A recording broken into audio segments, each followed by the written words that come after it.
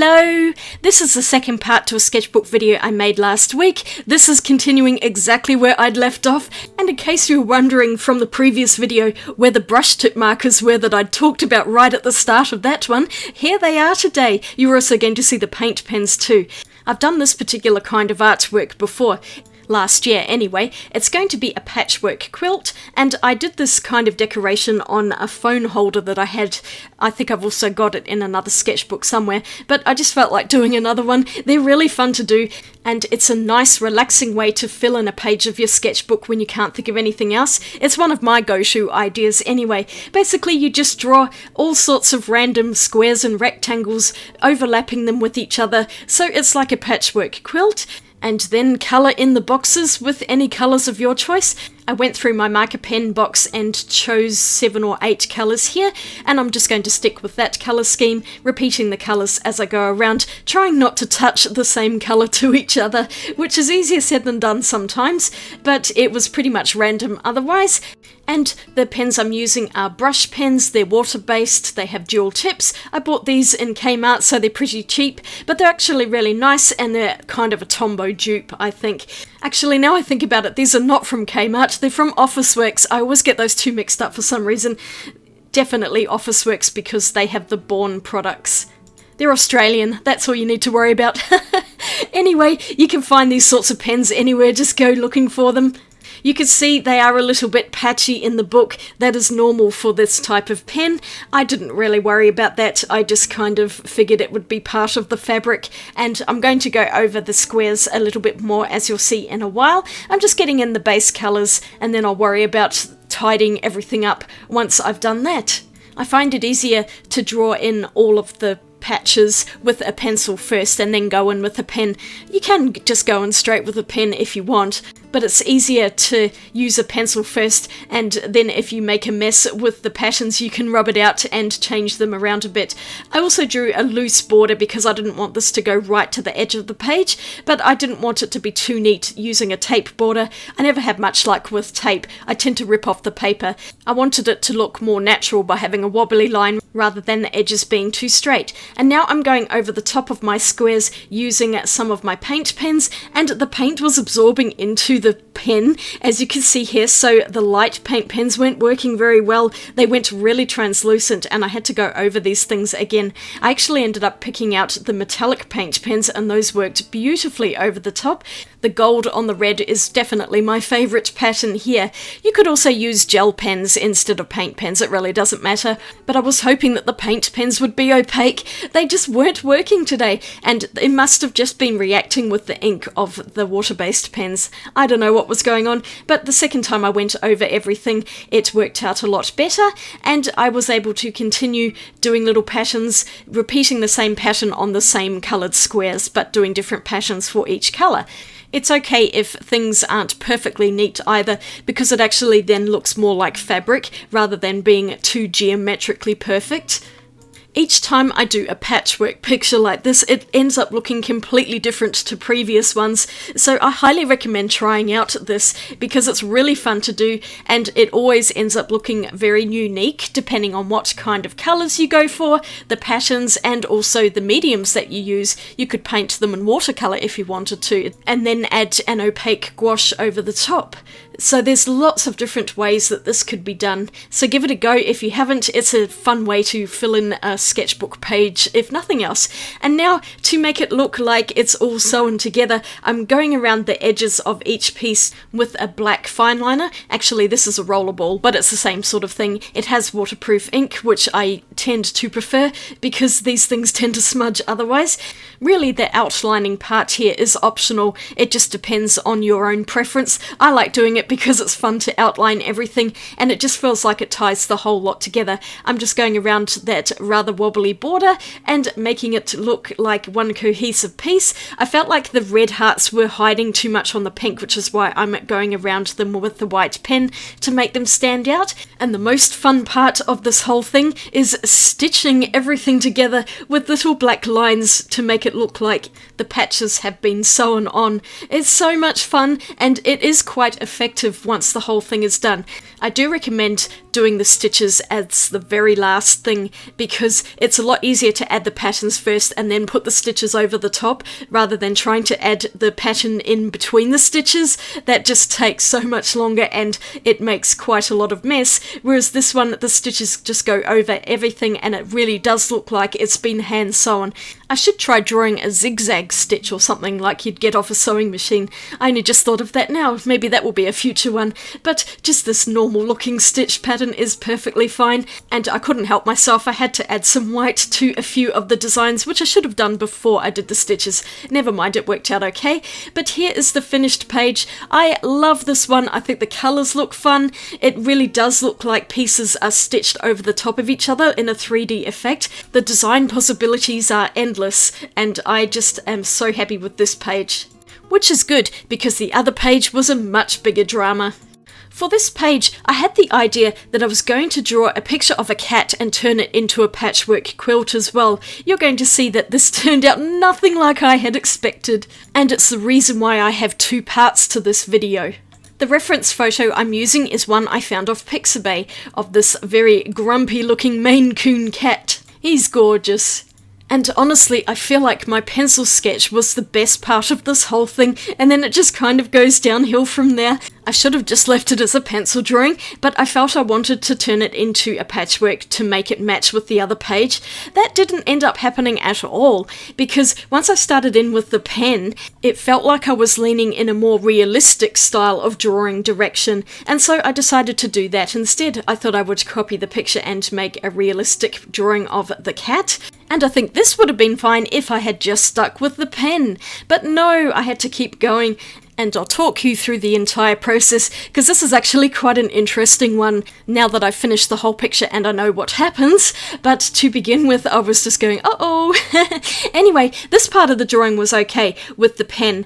It's a black roller ball in a 0.5 with waterproof ink, and pens work really well on this particular paper, so I'm happy about that. But I think it would have been really great to have drawn the entire thing in this black pen, but unfortunately I made a bit of a mess on the right hand side. I drew the mane a bit too wide and it kind of threw off the entire picture, so I decided I was going to add in the brush pens and get some colour going. This is where the whole thing started to go downhill, because it looks quite good at the moment, but the more pen I added, the sketchier and messier it started to look. I'd been watching some other YouTube artists who do some amazing pictures with coloured pens. You know, they sketch with one colour pen and maybe add a second colour. If you've ever watched Jess Karp's channel, oh boy is she good. She is an exceptional artist, and I highly recommend watching her for some really inspiring videos. I was trying to emulate that. I'm nowhere near as skilled as she is, and my poor kitty was just starting to look a horrible mess once I added in this lighter brown colour. More of a yellow ochre, I guess. What a disaster here. I was looking at it thinking, can I rescue it? I'm just going to keep going and see what happens with this drawing.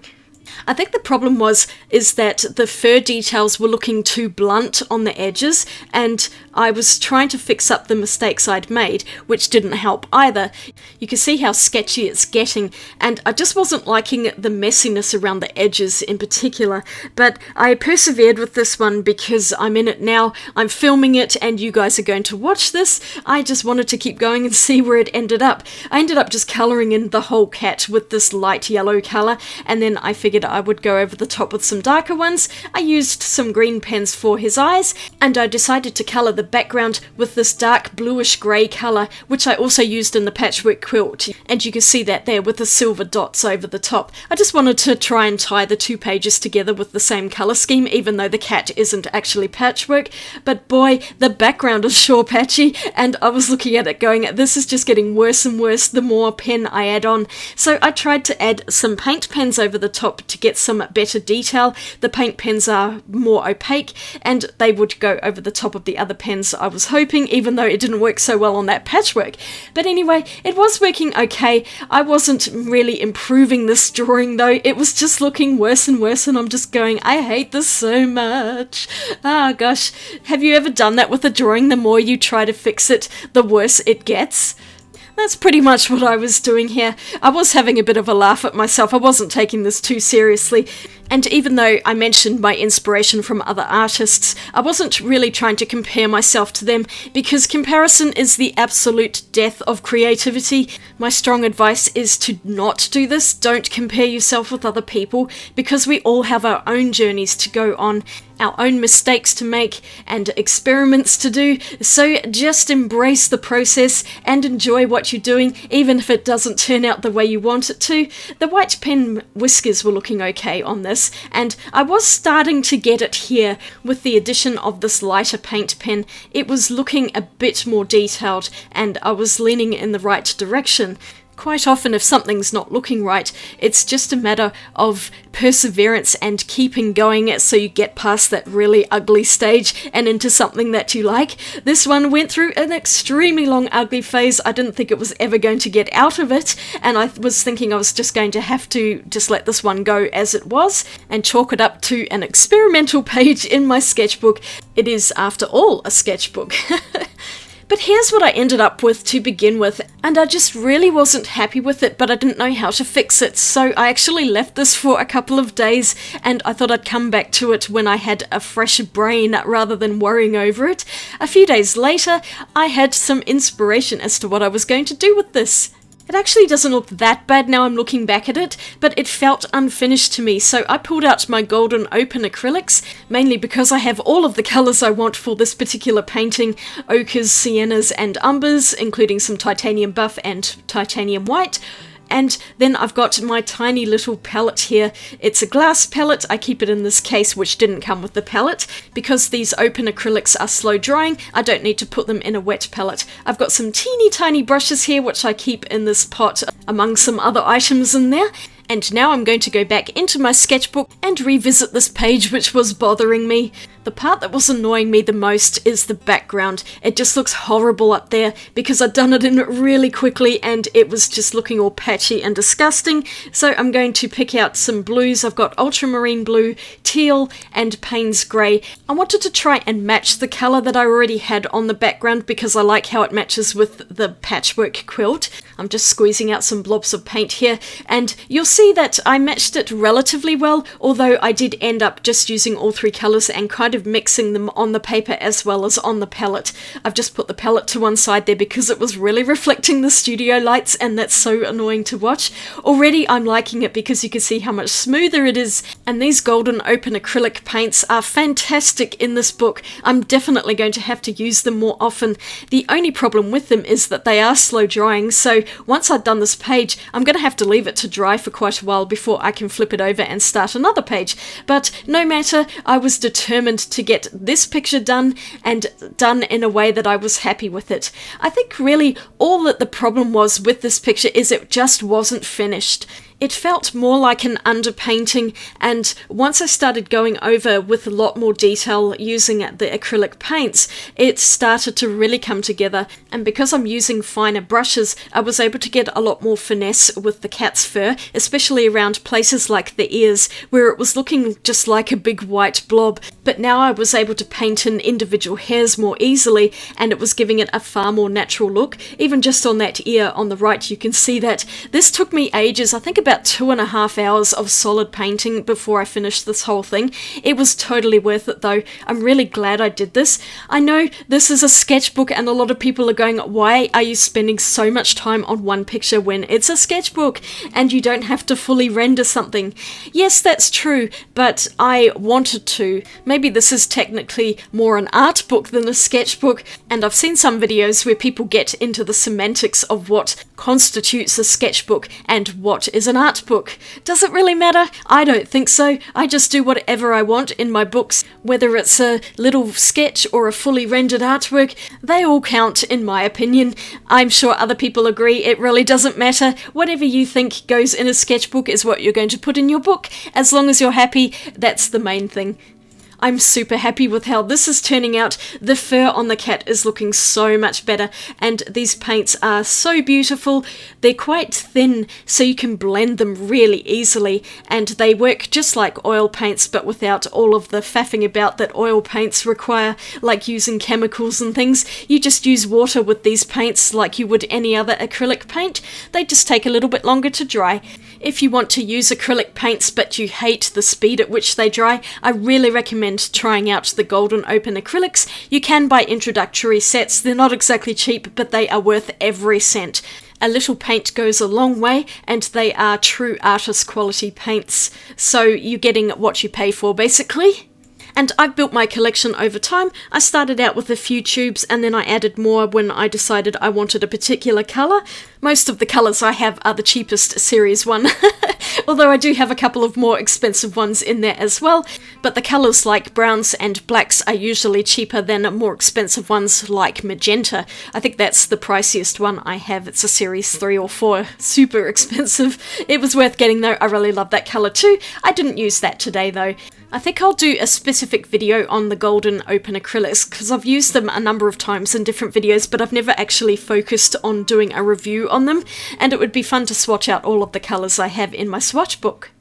I had a really good time at painting this cat, although it didn't feel like it at the start when I didn't like it, but now I'm using these paints. The whole thing was coming together so well, and it was just a pleasure painting on top of my original drawing and achieving the detail that I wasn't able to get the first time with the pens. These paints, because they're really opaque, they just blend perfectly and you can go over it again and again to get that detail built up how you want it. I had originally planned to make this as one video with the 3-page spreads together, but because this cat one took me twice as long as I anticipated, I ended up with so much footage and the video was going to be really long. It was very overwhelming for me to have to edit it, so I thought just putting it into 2 parts would make it easier for me to do that, and also hopefully to watch it as well, because this one on its own is so complicated. I know some of you like to watch really long art videos, but I find it very difficult to do that because I have to edit everything. I'm doing everything on my own. The art, the editing, the posting, the voiceover, of course. No one else is doing this for me. So in order to manage my time, I just thought I could have 2 weeks worth of videos here rather than 1 week, and it would just take that stress load off me a little bit. I've been really focusing on not stressing out so much this year for my health, and I'm doing pretty well with it so far. I'm sleeping a lot better, which I've really noticed, and I have far more creative energy than I had last year when I was really burnt out. It all seems to have come back, and I think balancing out my videos is definitely key to that, not getting too bogged down in everything having to be done at one time. I know that I have a lot of pages to fill in this book, but I figure quality is probably better over quantity, and I just felt like I needed to keep going with this cat painting until I was happy with it. So I've gone over the entire picture with the paint.